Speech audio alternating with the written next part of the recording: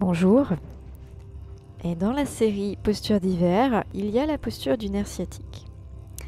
Pour ceux qui la connaissent déjà, c'est une torsion. Pour ceux qui ne la connaissent pas, petite mise en garde, si vous avez un disque entre les lombaires, entre le dos, tout simplement une hernie discale inflammée ou même tout court, cette posture est déconseillée.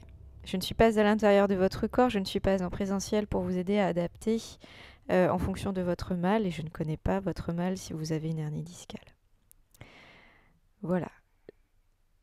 Pour ceux qui peuvent pratiquer la posture, c'est une posture bilatérale que je vous proposerai tout simplement 3 fois, avec 3 respirations suivies d'une respiration active qui s'appelle Kapalabhati, qui consiste à contracter l'expire au niveau du torse et de l'abdomen pour laisser sortir l'air d'un coup.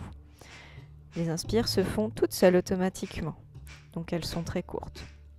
Vous pouvez varier le rythme de Kapalabhati. C'est une posture sur le dos qui prend un peu de place au niveau des bras. Les bras ne sont pas plus hauts que vos épaules. Vous pouvez vérifier avec vos mains. On fait un coup à gauche, un coup à droite. Là, je vous montre par rapport à l'image, mais c'est la même chose à gauche comme à droite. Pensez bien à laisser poser entre chaque côté.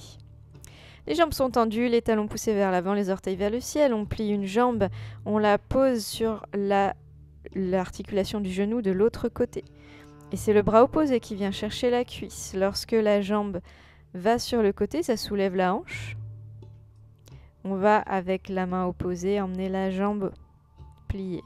La tête va rouler de l'autre côté. Si c'est possible, gardez votre jambe de terre, celle qui est tendue, le pied poussé, talon vers l'avant, orteil vers le ciel, si c'est possible. Et la grosse précaution à prendre, c'est de bien garder les épaules au sol. Si vous vous rendez compte que vos épaules se soulèvent, ramenez-les vers le sol. Surtout pour Kapalabhati, c'est important d'avoir la colonne dans l'axe.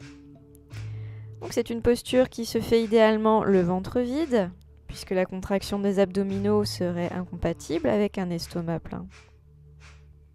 Essayez de ne pas avoir mangé dans les 2 heures précédentes, ça serait plutôt bien. Donc si vous rentrez le soir, vous êtes un peu crevé, ça c'est plutôt pas mal. Vous n'avez peut-être pas encore dîné, ça permet de vous détendre. Le matin c'est bien, ça peut mettre en joie, ça peut mettre en bonne humeur.